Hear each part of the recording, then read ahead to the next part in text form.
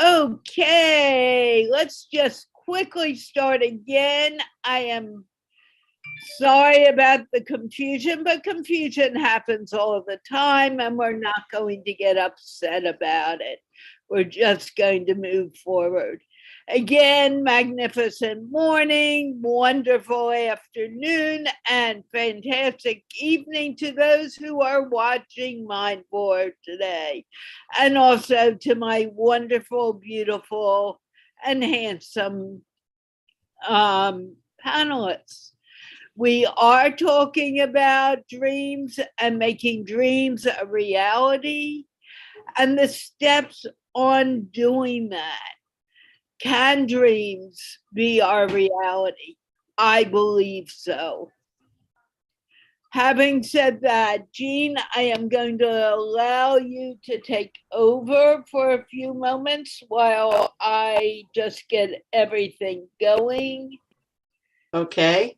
I want to take a moment and just acknowledge that when we have little mess ups like this, how we handle it is one of the ways we make our dreams come true. When you handle it with grace and aplomb and you show flexibility, that's how you can remove obstacles from your way. And we can talk about that. But I pulled together some quotes that kind of tell a story about dreams and reality. And I start with the great writer, George Bernard Shaw. He wrote, "You see things and you say why, but I dream things that never were. And I say, why not?" Hold on to that, because we put up our own obstacles, as I mentioned. And when you can say, why not, you can actually walk around those obstacles very easily. Now, the next quote comes from a great American philosopher and rap queen, Queen Latifah. She says, dreams become reality when we put our minds to it. In other words, when we focus on them. And I think that's very deep and very important to this conversation. Another American philosopher and songwriter, Jackson Browne, said, "Never give up on what you really want to do. The person with big dreams is more powerful than the one with all the facts." You know, that's kind of a difference between having a vision and having the facts. Having a vision moves you forward. Having the facts supports that movement. So the person with the dream is more powerful than the one with all the facts. Beautiful. And then finally, Eleanor Roosevelt, who's a great inspiration for me, wrote, "The future belongs to those who believe in the beauty of their dreams." Dreams are powerful. And can they become a reality? It's how we put our mind to it. So with that, Victor, you're always talking about great positivity and such. So tell me about putting your dreams to work. It's interesting that you should ask me that question at this very moment. I have a whole long position on dreams because dreams are a subset of a broader context. And that context is that the thinking of a human being. Dreams think, imagine, surmise, wonder. There are so many different things that we use to actually articulate the activity of our minds, and dreams is just one of them. And it's a close first cousin to imagine. For instance, at the moment, my computer screen is black. I can see nothing on my computer screen. And I'm puzzled by this because I'm sure that you can see me just fine. You're looking great, by the way. I see the little green indicator that my webcam is working. And for the life of me, I don't know why I'm having this experience. But it really doesn't matter because the real experience I'm having up here anyway. So when you talk about dreams, it's really difficult to distinguish a dream from a memory, from an imagination, but know that however you are describing dream or however you're thinking of dreams, it's something that average people think of something that's not reality. And in my world, reality begins as a thought of some kind anyway. Some people think that there's two paths. You got a path of reality and you got a path of spiritual, and you got a path. Everything that we can see right now, in fact, this computer that we are using, before it became a computer, it was somebody's dream. So think of it. Think of dreams that way. You dream something and then you have it. Some painter, I forgot which one it was, but he said that, they were asking him how come he got such vivid paintings, and he says that I dream my paintings, and then I paint my dream. That's a good one. I like that. Gayathri, I haven't talked to you in a while, so let me bat it over to you.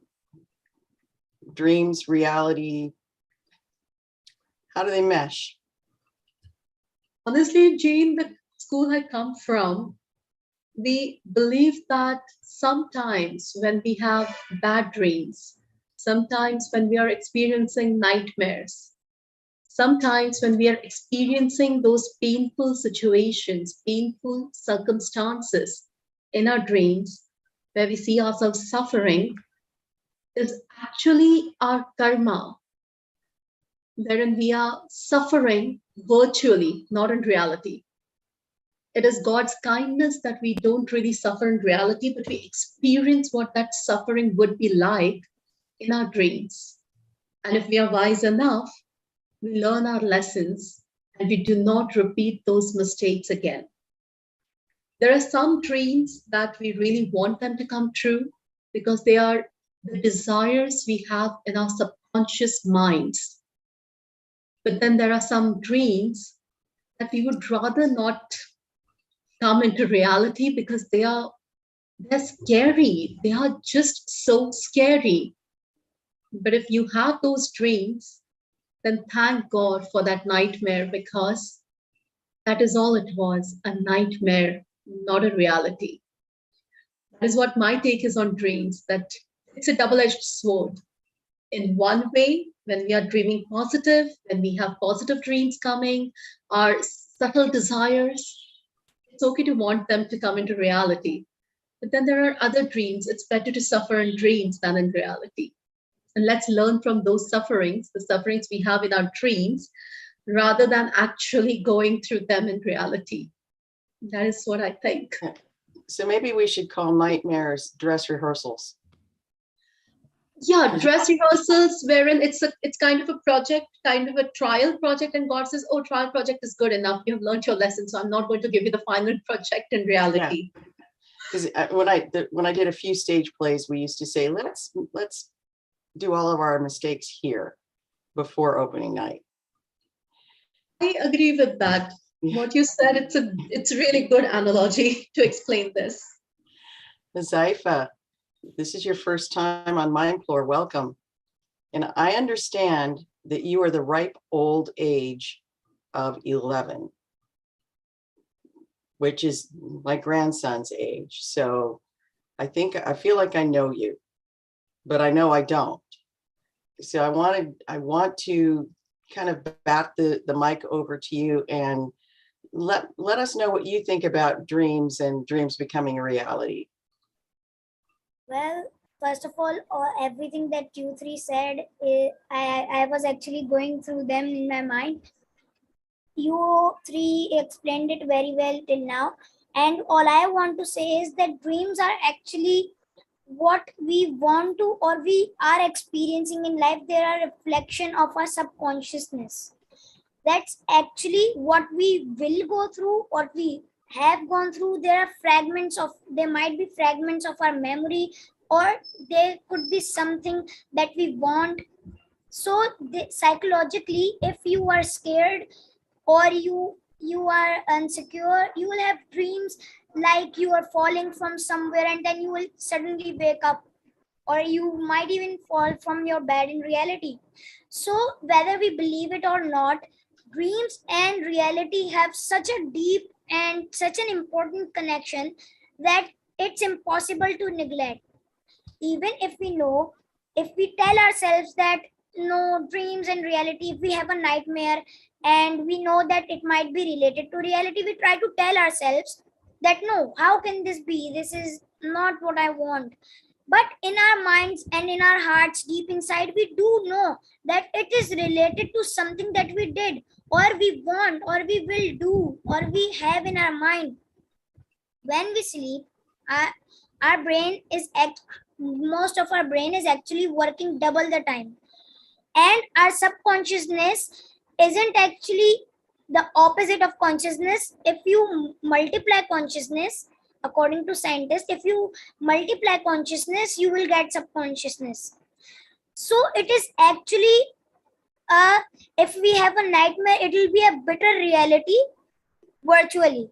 And if we have a good dream, it will be something, a fragment of one of our good memories or something that we want. So that's You my are not a opinion on child. dreams and You are not a reality. child. I don't know what this is about, but you are not a child. Absolutely not. Thank you. Huzaifa, are you in college yet?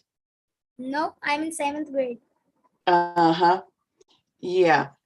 Do your teachers ask you to do essays a lot? Well, not that much, but yeah, I am a topper and I am also the teacher's pet. Okay. Well, I want to encourage you to do various essays and such. You have an interesting way of thinking for a man of your age. I'm saying a man of your age in particular, because you're what we call an old soul. You brought a boatload of wisdom with you into the world. And I want to make sure that you protect that wisdom, okay? Thank you. That was beautiful. That is beautiful. And it fits into what we were talking about earlier about how we see things, how we interpret things, and decisions we make about our dreams. You know, when Jackson Brown said, you never give up on what you really want to do, that's a very simple way of saying, be clear on what your vision is. You know, our dreams are, our visions are instructed by our dreams. I want to be a writer. I want to be a construction worker. I want to be a forest firefighter. Whatever your dream is, that ends up putting together our vision of what you're going to do in the world. And right now, the way the world is, we're in chaos. I happen to know from a friend in astrology that we just went through the Capricorn in the full moon, and that supposedly causes a lot of chaos in the energy. Well, I think it's been going on for quite a bit. And when I talk with my friends and colleagues, they say things like, oh, we're going into recession. Oh, the economy is the pits. And I look at them and I say, okay, I get that. That's at 50,000 feet. What about here on Earth with you? Are you falling apart? No. Okay. Do you still have a job? Yes. Okay. Are you still, being able to put food on the table? Of course. Okay. So what's the problem? We have to learn to put the hard work in. And I think that's what we confuse ourselves with, because we think about this really big picture. And yet in our part of the world, we need to take care of that and put one foot in front of the other, one foot in front of the other, and not let fear take over. Yes, Huzaifa. Yeah, I was saying that that's something really important, and not many people acknowledge that, because most of the time we're thinking about negative things rather than positive things. I agree that many people have mostly negative lives, but trust me, if we take the negativity and look at the positivity against that negativity, because in anything, name any negative thinking or any negative thing that you will do in your life, I ensure you I can find a positivity in it, because there's nothing that has negativity and it can't have positivity. So we need to start thinking different in order to change the world and stop all the chaos. before going to space and before thinking about the chaos in the stars and the asteroids, we need to think about the chaos in this world, and even in our own cities, in our own house, in our own environments. And I think I need to write a philosophy book with him.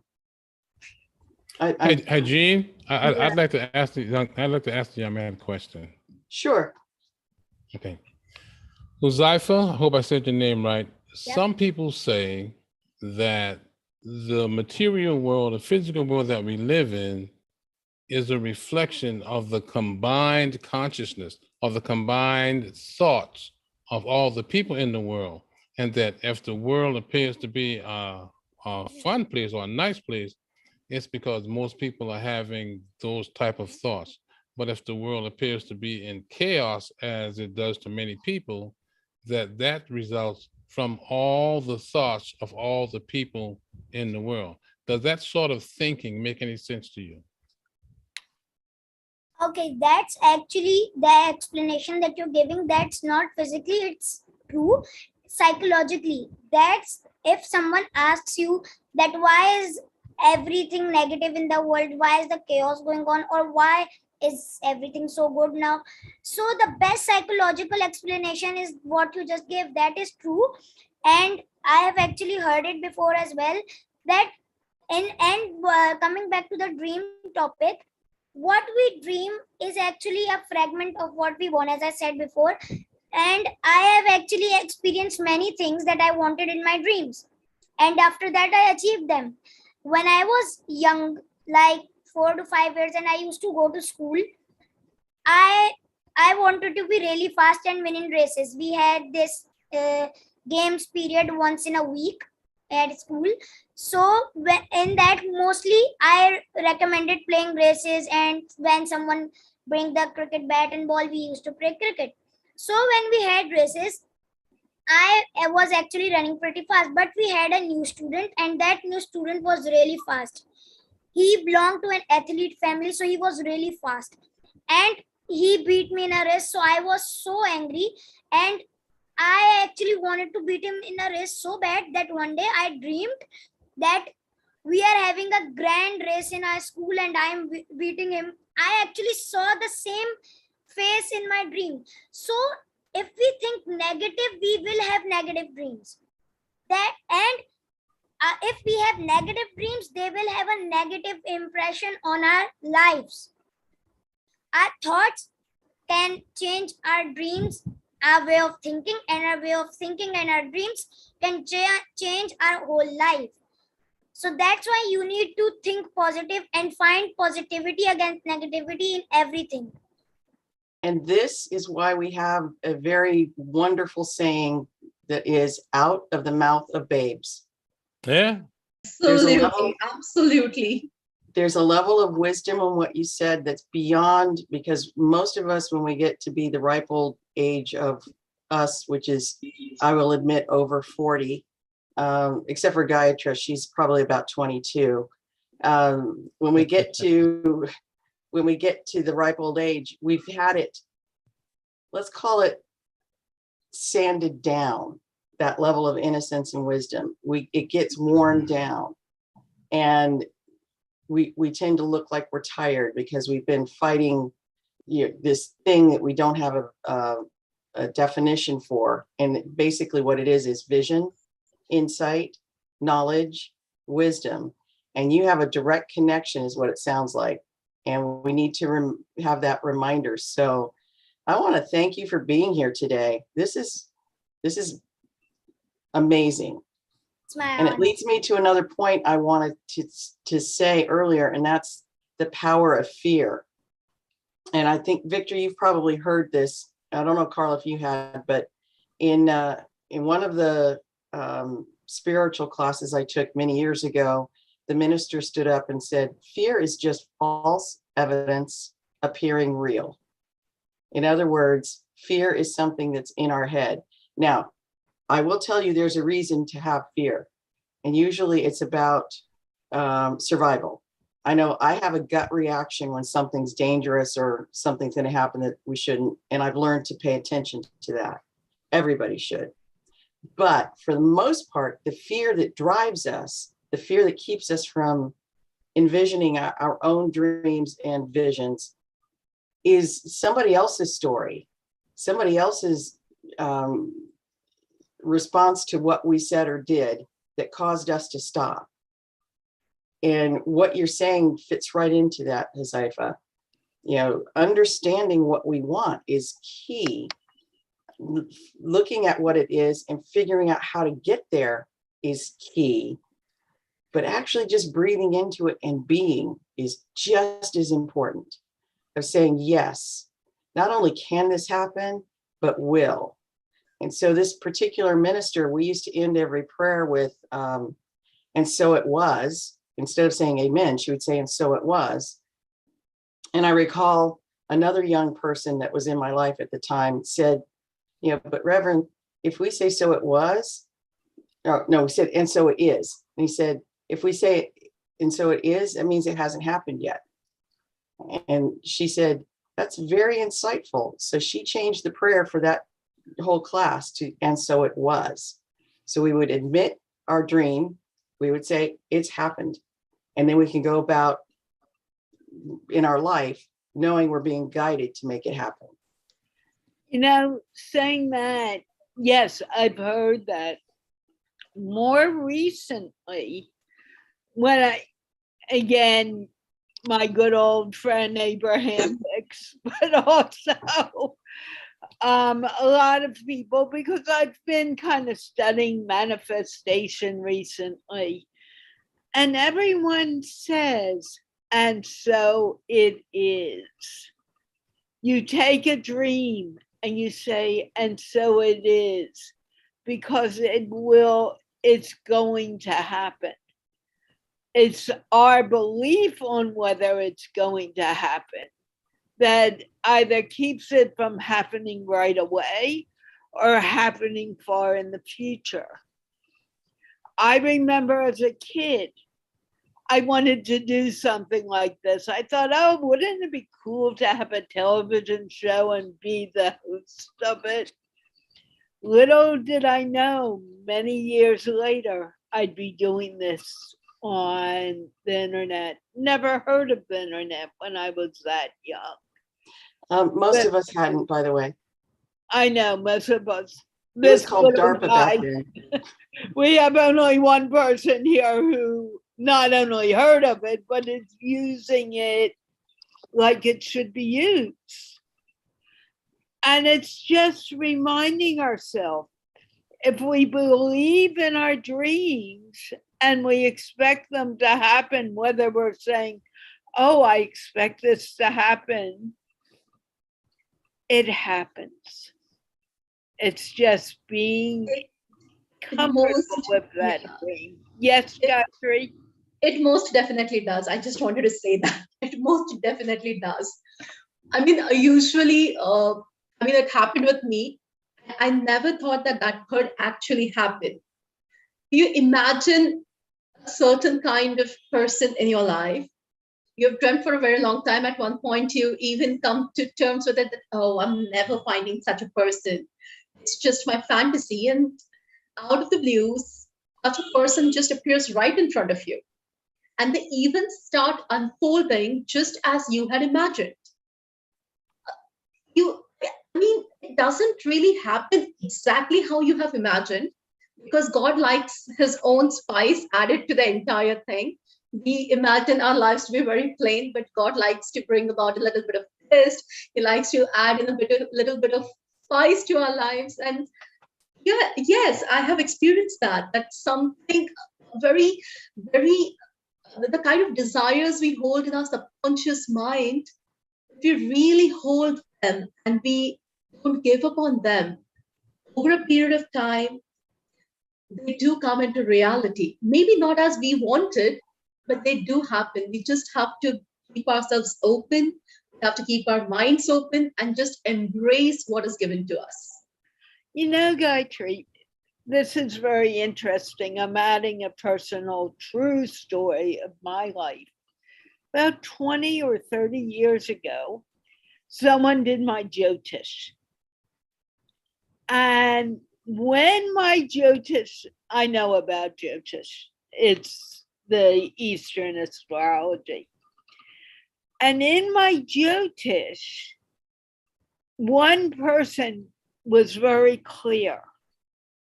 And this person told me about him coming into my life and described him.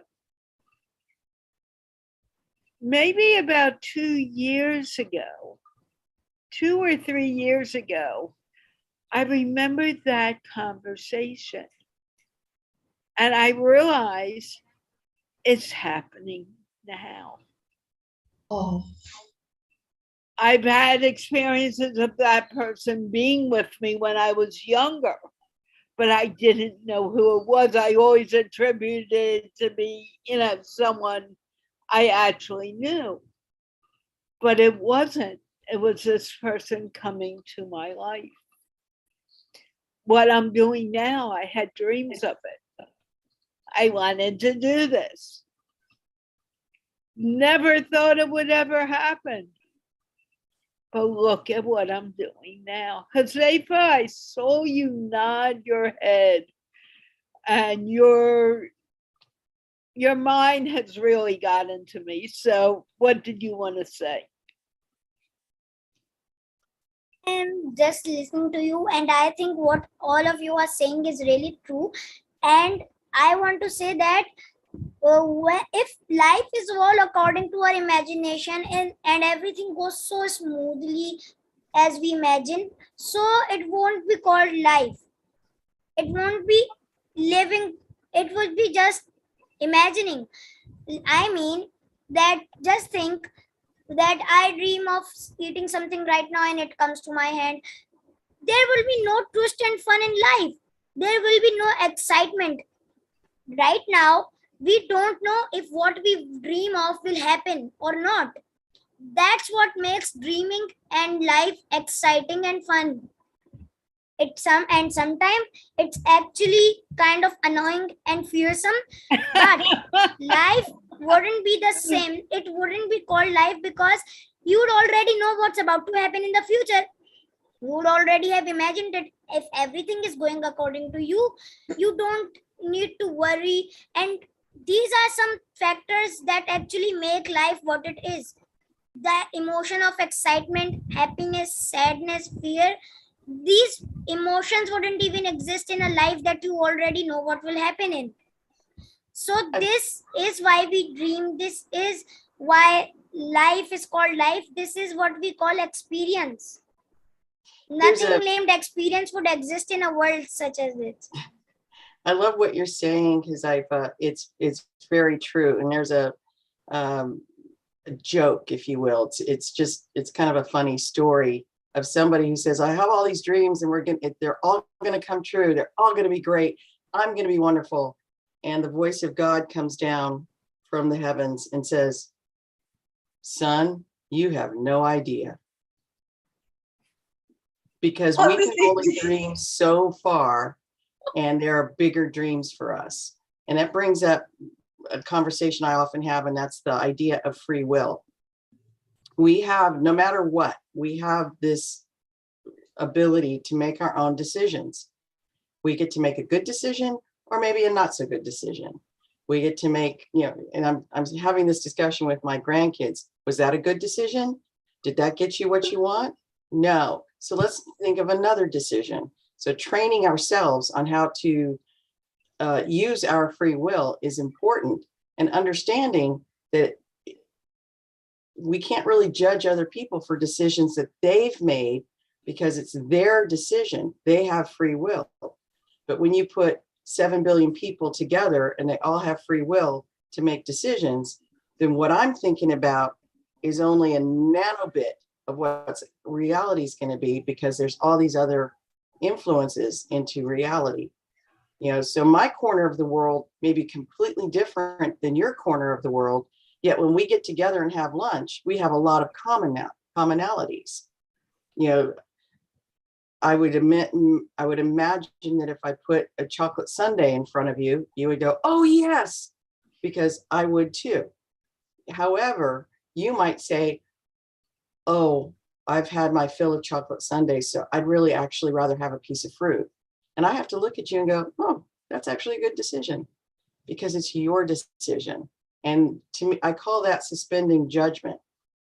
We can stop other people from dreaming by our own judgments and in applying our own judgments to them. And I've been practicing for the last couple of years to catch myself when I'm in that moment, even with the kids. And Carla knows I was doing some teaching this year, and even in a classroom with a bunch of kids who are acting out because, okay, I'm a substitute. And you know, the first thing kids do when there's a substitute, all bets are off. Look at his face. He knows. So I had to suspend my own judgment, where I wanted to say, these kids are wild. I actually put my hands like this, leaned up against the board, put the mom face on, and I said, when you guys are ready, we'll get this done. Otherwise, you're going to have 3 hours of homework. Your choice. They got to make the choice. We got the work done, because nobody wants 3 hours of homework, right? But that's actually just something my teachers do in my class. That's actually something so common nowadays. When I remember recently, well, nowadays it's summer vacation, but recently when I was studying in school, there was a demo teacher that came in and the kids weren't liking. She was a strict teacher. So the kids started going wild and they weren't listening. So the teacher did the same thing. Besides, she just said it a little different. She said, I'll translate it in English. You guys can do whatever you want. I'm not going to do anything. But when the exam comes and when the principal comes in to ask about you, I'm just a demo teacher. I might not get this job and I might not teach you again. But I wonder what will happen when you are taking the exam of the same topic. So then three of my friends actually said to me, hey, do you think she's right? I said, I'm not even doing anything. I'm just listening to her. And because of you guys, I might even I might even get stuck in the exam. So I really hope you guys stop. And they actually did after the act of this teacher. So these are some things that actually happen, and these are some common things. And as I said earlier, if life would go according to our imaginations, this topic, this conversation wouldn't be going on, because this conversation is about dreams and stuff. And dreams wouldn't exist, because we dream for something we want or something we don't want. And if everything is according to us, there simply wouldn't be anything we want. I'm going to pick up from where Huzaifa left, and Huzaifa very rightly he articulated all his thoughts really well. But it is my observation that society has killed more dreams than anything else in this world. Social pressures have killed more dreams than the proverb, man proposes, God disposes. That's I actually said something related to this in yesterday's interview. I said that don't change yourself according to anyone, no matter they're your idol, no matter you look up to them, no matter they're anyone in your life. I even said that I'm not trying to be disrespectful, but even parents sometimes put you under pressure to do something you don't want to do. If you don't want to do, say it to them. Parents might be doing that for your own good, but if you don't want to do that, the funny thing is, no matter how much hard work you put on it, if your heart and brain don't comprehend on it, it will have no outcome, no output. You will be just giving the input and it will be processing and coming back to you. There will be no output. So no matter what, don't let people change your dreams or your decisions. Like you said earlier, that if you put an ice cream sundae in front of me and I ate a lot of sundaes, but I wanted fruit, so you might think that he's eating healthy, so I want to eat healthy as well. And you even would have eaten fruits just before the ice cream. So that's something. But if you still think I am eating healthy and my decision is good, you will change your decision and maybe even throw the ice cream and start eating a fruit. I'm just imagining it. So sometimes people can change very important and even slight decisions in your life, which you don't know what outcome will have. That's So called don't let influence. anyone change you. Peer pressure. Apart from society, peer pressure also often makes you change yourself. So while That's what society make kills you- the dream, yeah, That's society what kills the makes dream. you your biggest enemy, and that's what Yeah. also makes you yourself. Your dreams and what you want to do makes you unique and special and different from others. So Victor Irving you Jenkins is shouldn't change your thinking, decisions according to someone. Victor Irving Jenkins is thinking, where were you all this while? You are the miracle child I needed as a friend when I was your age. If only you were his friend when he was 11. I need to thank Rehan for introducing us. I am so amazed by you. Every time you open your mouth, you come out with wisdom that is beyond your years. That's why I have you here today. And I'm sure everyone was wondering, why was I putting an 11-year-old on the panel? I No, think now we we are know not now. even wondering. We are wondering, where was he all this while? That's the only thing. I'm Yeah, just if glad I I'm could- not his parents, man. Can you imagine trying to tell this kid what to do? Actually, yes, I can. And I can relive a few struggles I had with my son because he was smart like this.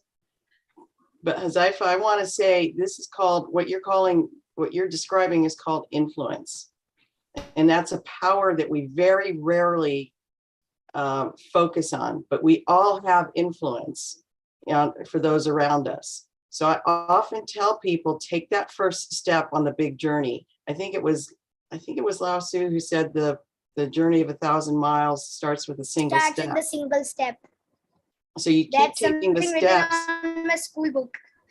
Yeah, you keep taking those steps, and however big the project or the action you want to take is, you just do it in those increments of a single step. Those around you start to change, and I call that the ripple effect. So just the four of us on this panel have already changed because of the conversation you're having, and then we go out and we influence people based on that, and then they go out and they influence people, and so on and so on and so on. So I always say, how do you change the world? You take the first step. You Yes. change And your thinking. how do we change the world? I would like to be a mother to a wise soul like this. Well, You already are. You already are. It's just releasing it and undoing some of what I had a friend who said undoing the human condition, which I thought was a weird way of saying it, but looking at those societal pressures you brought up, what is it like? You and well, Carla too. I don't want to tell any secrets, but like, we're women, and I don't care where you are in the world. We were brought up differently than Yes. the men in our lives, but we get to Yes. change that. We get to make Yes. that. We get to influence, and the way I looked at it was, I get to influence my son. When he started to do some things that when he was a teenager that looked like what could turn into toxic masculinity, and he and his friends were acting out, I put them all on a couch, and they had to listen to me. And they would go, "Mom, we got it. And go, "No, you don't." And I'd ask a question, and they would answer it in their, teenage way. And I go, "Yeah, sit. You got another 5 minutes." Until I was satisfied that they heard me. And I can tell you that all four of those boys turned into nice young men who are standing up for the women in their lives. And it's nothing. There's no, you're good, you're bad. It's like, this is respect. This is how you treat each other, whether it's a man or a woman. You show respect. If you talk to me with no respect, I will take you down a peg or two because I'm your mother. And then his friends would say, "But you're not my mother." And I go, "Yeah, but I know your mother." you know, and that actually puts the fear of God in a lot of kids, you know, because by the time you tell the story to the Okay, other one moment, parent, my it laptop's gets running out worse. of charging. Let me just. Okay, so it's influence that's important, and understanding the power of our own influence. But to get back to dreams, putting people who influence us, allowing people who influence us to see our dreams actually also helps us bring our dreams into reality. Carla had somebody who said to her, "You can do this." You know, was that 4 years ago or so? "You can do this." And she's like, "No, no, no, no, no, no, no, no." And 4 years later, she's got, you know, weekly episodes of learning English by speaking English, you know, and now MindPlore, because somebody else saw her and heard her. So one of the other things I like to tell people is take a minute and tell people you see them. Tell people you hear them. You know, we do it with babies. We actually do. When a baby cries, we run in, we go, "I see you, I hear you, you're so loved," and we hug them, and we do, you know, we change their diaper, we give them a hug. But by the time we're adults, we're not doing that anymore. You know, so it's important for us to say, "Victor, I see you." You know, "Gayathri, I hear you." "Haifa, you know, welcome, I see you, I hear you," because that helps us influence them. And when our dreams mesh, then we have even bigger dreams. Does that make sense? Absolutely. And the Absolutely. bigger our dream, the more we get. And people forget, oh, I remember, and this is a funny story. It was in the 90s. And I had this dream. I wanted to see people peaceful. I wanted to see happiness. And I was telling my dad, and my dad said, "Oh, you're just a dreamer. You're dreaming." And I remember going back. It had to be in the 90s because I knew Sri Ravi Shankar then. And I told him what my father said. And he said, he laughed his head off. And he said, "He's right. You are dreaming. Life is a dream." And we can either dream positively or we can dream negatively. That's what effect it will have in our life. I'm choosing to dream positively now and to let go of all that negativity that was thrown at me when I was younger. Because I see, as I dream more and more in a positive fashion, my life becomes more and more positive. It's so very important. Yes, Huzaifa, I don't know why, but I can't say your name right today, but I'm going to have to go off camera for a few moments. I will be right back, but I will be listening. Okay. Huzaifa, what did you want to say? I was just saying that when you said we can choose to either dream positively or negatively, and that our dreams, that style of dreaming is what will affect our life. If we dream positively, it will have a positive effect on our lives, and if we dream negatively, it will have a negative effect on our lives. So we need to understand that. Right. You're right. You're right. We need to understand how we think manifests outwardly. You know, the minister that I had been talking about, she always talked about, she calls it the law of mind action. What you put in your mind reproduces out in the world. So if you say, "I'm messed up, I'm chaos, I have no money," guess what you're going to see in the world? If you say, "I'm doing great, I'm a great worker, I'm having a great life, I have what I need," you're going to see that in the world. And it's how you put things in your mind. Exactly. So we get to, to answer the question, do dreams become reality, or does reality, define our dreams. I like to think that there's a middle ground, that dreams tell us what to focus on. And it's what we focus on that produces outwardly. And that's one of the areas we can influence others by looking at what do you focus on. You know, do I focus on that I have to work 17 hours a day to make ends meet? If I like my work, that's fine. If it's a drudgery, I need to find new work. You know, do I need to focus on the fact that my garage is so overpacked with stuff that I need to go out and spend the day, but it's 104 degrees and nobody wants to be outside? Okay, I can do something else and put that down on the list for when it cools down. It's not a bad thing if I put it off because it's 104 degrees.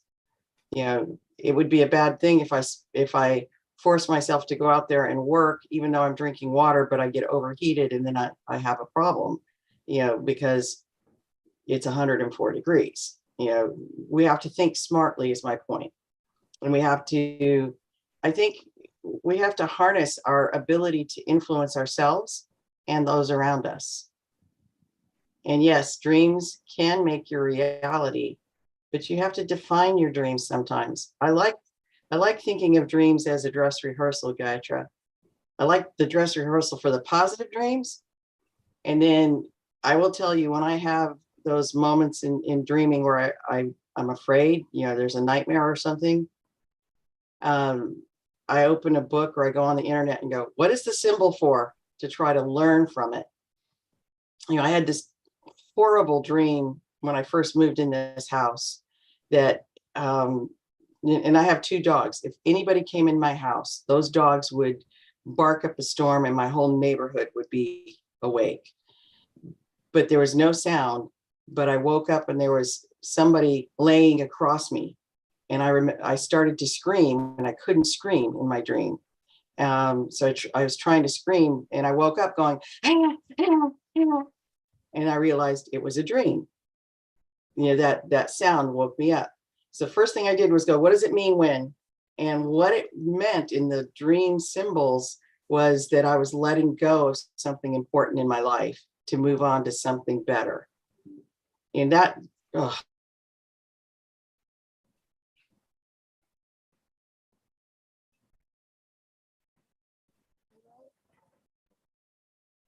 I think it is you and me, Huzaifa, because I think there is some internet glitch where everybody else is.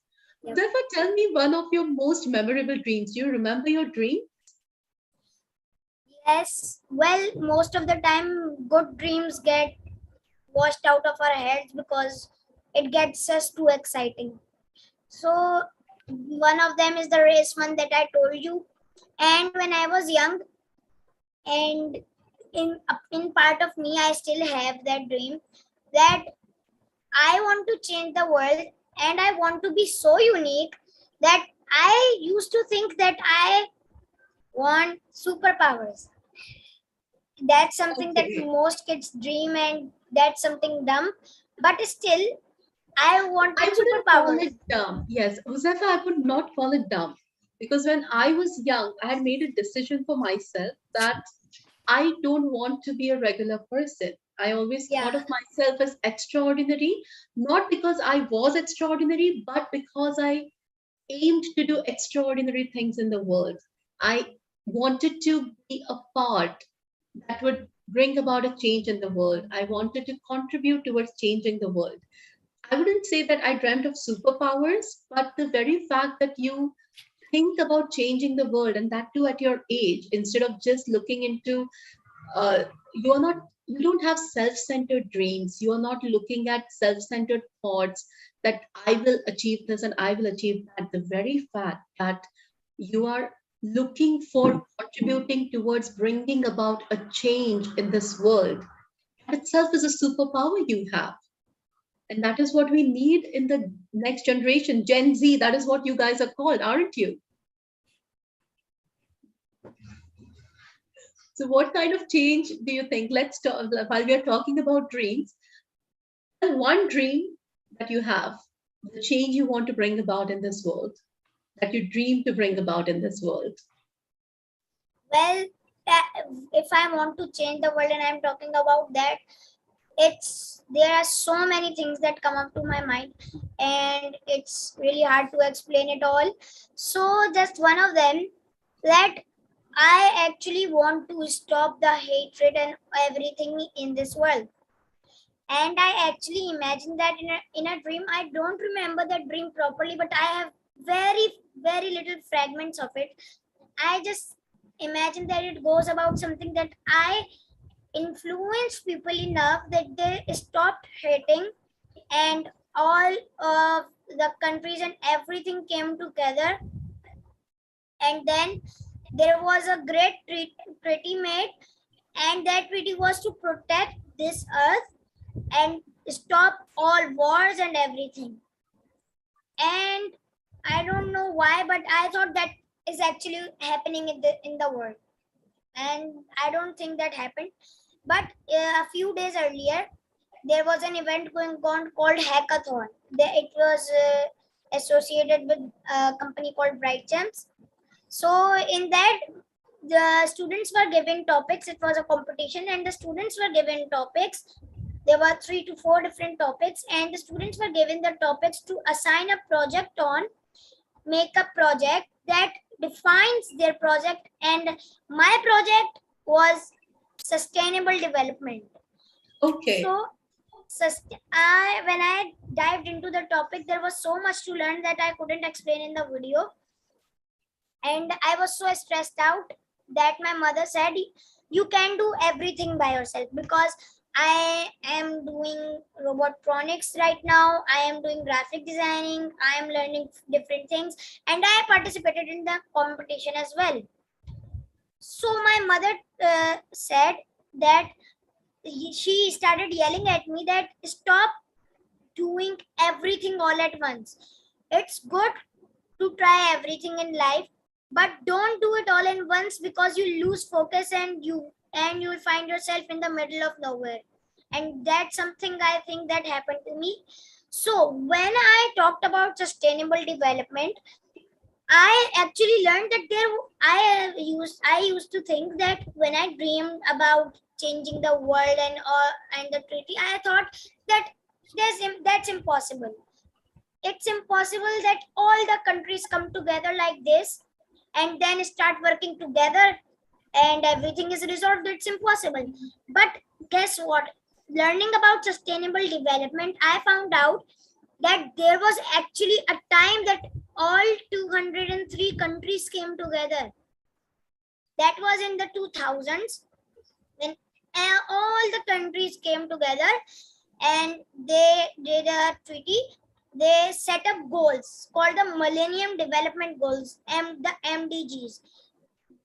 Each and every council, the United Nations, came together and said to each other that we want to make this world a better place till the next 15 years.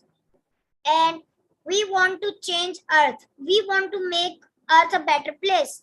So it's a very detailed project. I can't tell you everything, but summarizing it, there was actually a score associated with it to keep track of how we are doing. And we exceeded our aims.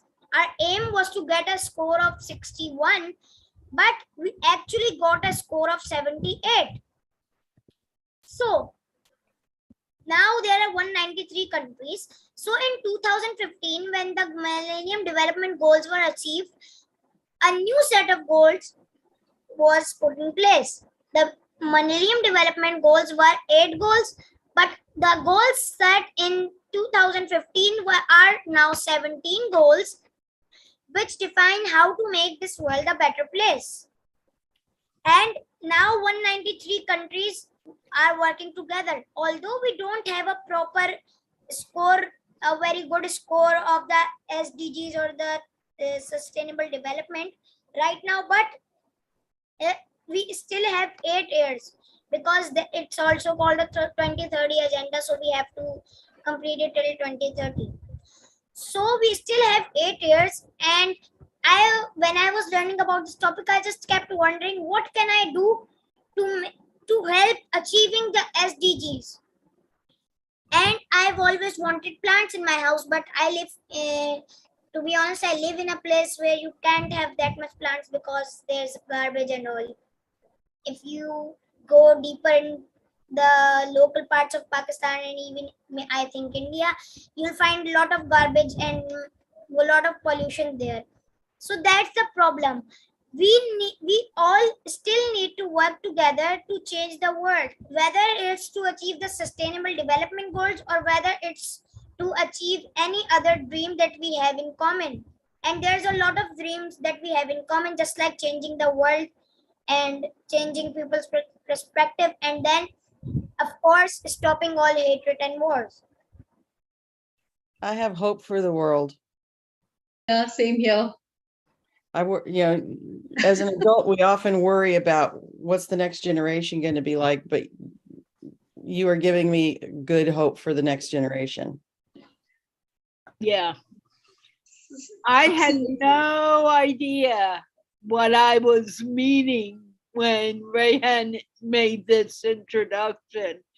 And I was thinking, an 11-year-old? Okay, I've done that before. I'll do it again. And it's fun. But little did I know. Yeah, you're an amazing child, an amazing adult, an amazing human, all in one. Thank you. I do encourage you to write essays or journal things, about your thoughts, so that later on, when you decide that you want to become a worldwide influencer, we have books that are easily pulled together. Yes. You need to jot it down. You would be an author soon. All you have to do is just jot down all the I points. have written a story with the help of my mother when I was young. You are still young. Okay, Huzaifa, stop saying that when you were young. I mean, I was younger. When I was younger, like 5 to 6 years ago, we have a local novel system in Pakistan called the Nonihal. So they have stories written by different kids and different people. They just publish it to a center, and then there's a little book made for kids in which there are paintings, stories and stuff, illustrations, hand-drawn things and all. So I actually wrote a story for that with the help of my mother. It was so long ago, I don't even remember the story. I just remember, what I remember is that it was a moral story and it was about 4 friends. That's all I remember. But it never got published because at that time there was some crisis going on in the centers and they couldn't publish the novels at that time. So it was moved. It was the novel publishing system postponing the dates, and my story got destroyed by my siblings.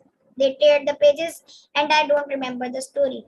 But I still think that based on the things that I learned every day, I can even make up a story or just put a story again on the internet, because I have a YouTube channel in which I posted 1 to 2 stories till now, and I hope to post more stories and more informative videos on the channel as well. That's great, but also have a little book, just a little notebook like this that you can write some thoughts down from time to time, because the one thing I've learned is we have these wise insights. They come, they sit for about 10 minutes, we say it, and then it's gone. It's like a butterfly, it just goes out there. So sometimes you just need to capture it. And that's something I'd like to add to the discussion when we're talking about, do dreams make reality? Do dreams become miracles? Do dreams influence how we are in the world? The answer is yes, but we have to capture those dreams. In reality, we have, I'm going to pull a number because I don't think we know the right number, but we have 180,000 thoughts that go through our mind in a minute, but we're only aware of maybe 12. We used to say that we only use 10% of our brains, but we are aware of a lot less than that. But when you capture one of those 12 thoughts that flits through and you put it somewhere so you could go back and look at it again, then it becomes stronger, and then it becomes stronger, and then it becomes stronger. So, I'm a communications expert. I will tell you to reach your audience, you need to tell them or you touch them about 7 times or more before they even start to pay attention or are aware of what what the messages you're trying to say. And that could be, a Facebook post, a Twitter post, a couple of emails. You might put an ad in someplace, and you might talk to a TV writer and they put it in their show. There are lots of different ways you can touch your audience, but you have to touch them at least 7 times before what I call the miasma of the mind is cracked and that thought gets through. And it's the same when we look at our own dreams and our own thoughts. We have to highlight them, look at them, understand them, touch them again, and then finally go, oh yeah, I can write a story. I've already done it, because we get so busy. Carla's heard me say this before. 10 years ago, before social media was the juggernaut it is today, they clocked in that we get 34 gigabytes of information through social media alone every day. And I thought, oh, that's an interesting number. 34, it doesn't sound so bad until you dig in, and it's 100,000 plus words, which is the size of a Stephen King novel, which is a very thick mystery novel, plus 7 hours of video. And I use this when I'm talking about communication, because when I say that, I go, no wonder we're busy. There's a Stephen King novel and 7 hours of video coming at you that has nothing to do with your work, your family, all the other endeavors you have. So we are over busy, and therefore we don't communicate to each other. And so when I say grab a journal, it's just a thought, Huzaifa, for you to capture some of this wisdom that you are just spilling over generously. And one more thing, continuing, that what you said, that we use 10% of our brains, that's not even 10%. It's true that we don't even use 10%. The human intellect and the human intelligence is so much that it's beyond what we can think. But if we look at from another perspective, at a time, our brain can only process 7 bytes. That's really small, considering 7 bytes is just 7 characters. That's not even how long my name is, or how long anyone's name is. 7 characters, including space, all the dots and everything. Our brain cannot even memorize those 7 characters at the same time. But in the meantime, the human intellect cannot even be imagined. We think that robots will take over the world and they have far more intelligence than us. That's just because we program the robots so that they can make the most of their brains. But we are not programmed like that. We are programmed to use some part of our brain at a time. So when we talk about human intellect, it can't even be measured in percentages. And the gigabytes that you're saying, those 34 gigabytes are so much that these 7 bytes, these 7 characters, when they make up 1024 characters, they make, I think, 1 megabyte or something. And continuing the process, doubling and doubling and doubling, then 10 times the bytes, it becomes a terabyte, and then 10 times it becomes a gigabyte, and 10 times it becomes mega. And continuing the process like 100 or 1,000 times or 1,000,000 times, you will get 1 gigabyte. And just imagine continuing it over and over those million characters again and again to get 34 gigabytes. Those 34 GB sounds like a small thing. It's so little in mobile it's a small device like a phone can process gigabytes so easily.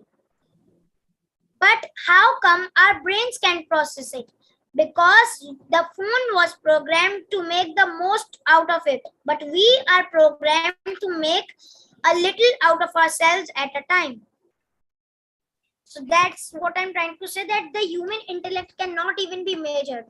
So even if you think that robots are great, never try to measure the human things to robots because it's immeasurable. I often will tell people when they start talking to me like that, Huzaifa, I say the biggest supercomputer that we've ever had is organic, and it's called a human. We haven't, you're right, we have no idea of our potential. And the robots and the artificial intelligence is focused on one thing, and that's processing. We not only process intellectually, we process emotionally, spiritually, and mentally beyond. So you're right.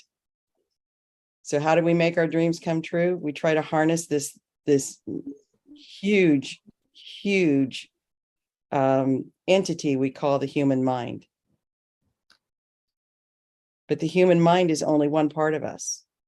We have the human mind, we have the human spirit, we have the human physical body, we have the human emotional body. And we have to align all of those to make our dreams come true. So really, it's about opening your mind, Carla. It's about opening your consciousness to all. First of all, to make your dreams a reality, you need to understand your dreams and what you really want. You need to understand yourself. If you want to bring a change in the world, if you want others to be influenced by your thoughts, you first need to influence yourself. Even though we think that I like this and I like this, our mind, our spirit, and our physical body is not coordinating to each other at the same time. So first of all, the first step to the 1,000-mile journey should be coordinating our spiritual, our minds, and our bodies to coordinate with each other, to connect. Once we do that, we will automatically start seeing the results. People will automatically get influenced by you. That's true. That's very true.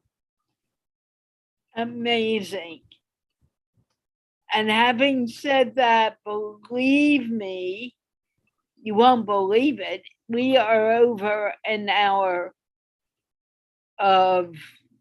we are over what we normally do MindPlore for. So I think it is time to close because it's getting very late for this 11-year-old. But now I think of when we did our interview, and we did our interview an hour from now. So you can stay up, I know that. But I want to be fair to everyone. I'd like to go around and see what everyone has taken from today's show before we close it down. And I am going to start with Gayathri. I think I'm taking away a lot of wisdom and power of positivity, because everything Huzaifa said today, that has given me a hope. Something that Jeanne also mentioned, that next generation is not going astray. It's giving hope. It's the beacon of hope for our world at the moment. That is the biggest thing I'm taking away from here today. I agree. Jeanne? We still have, I want to underscore that we still have a modicum of control in how we show up in the world and the choices that we make. The idea of our own free will is important as we look at our dreams, and we look from the highest level down to sea level, to the most tactical level. We have the ability to make the right choices for who we are, and to ride the pressures that Gayathri brought up, so that we can manifest what we are looking at. And I think that listening to a young voice like Huzaifa here actually makes it a little bit easier to say, yes, I can do this. Yeah, I can influence others to think like myself, or to think like this young man, to be open. And that is very powerful, helping us move from the what I'll call the drudgery of life to the beauty of life. And when we live in the beauty of life, that's when we're living in our dream. Beautiful. And Huzaifa? You all said what I wanted to say. So it's just that you should know yourself first before telling anyone else to think like you, or before giving someone else a command. Just know that the first step in your success, or if you want to influence someone, the first step should be knowing yourself, and just like I said, connecting your spirit, mind, and your body. And of course, your emotions, whether it's fear, sadness, happiness, or anything, don't let them be an obstacle. No factor of you yourself should be an obstacle in your own journey. Like if someone says I'm too old, so they shouldn't let the age be a factor. So that's just what I want to say. Don't let yourself be your greatest enemy. Love yourself no matter what. Even though I used to hate myself a lot because of many things, but now I'm starting to understand that it won't do any good. Even if people hate me or love me or whatever, it's what I think about myself that matters the most in my own life. Their thinking will just influence their life. My thinking will put an impression on my life. So what I think is what really matters. If I think positive, then my life is positive. If I think negative, then boom, you have a negative life. So that's my message to you all. Think positive and know yourself from deep inside. Wow. Blown away. I have nothing else to say after this young person has spoken, or an old man in a young body. We will be back with MindPlore on Tuesday, and I hope Huzaifa will join us again. I want to thank Gayathri, and Gayathri, I want you back too. And Looking forward to coming back. I am sure you will. And Victor just got fed up with his computer and decided I need to go. So having said that, we will be back on next Tuesday with a new panel and a new topic. Jeanne, did you want to say something before I forget to ask you that? Well, I'd like to remind people to visit MindPlore with Carla and Friends on Facebook and subscribe, like, whatever it takes, because that helps get us out to more people. And to also visit Gigglefest University and find MindPlore there and subscribe onto the YouTube channel, because the more interactions we have with all of the people viewing, the more likely this will get out to more people and spread the positive message. Thank you, Jeanne. And with this, can we all wave goodbye? Bye. Bye. Bye, everyone. And we are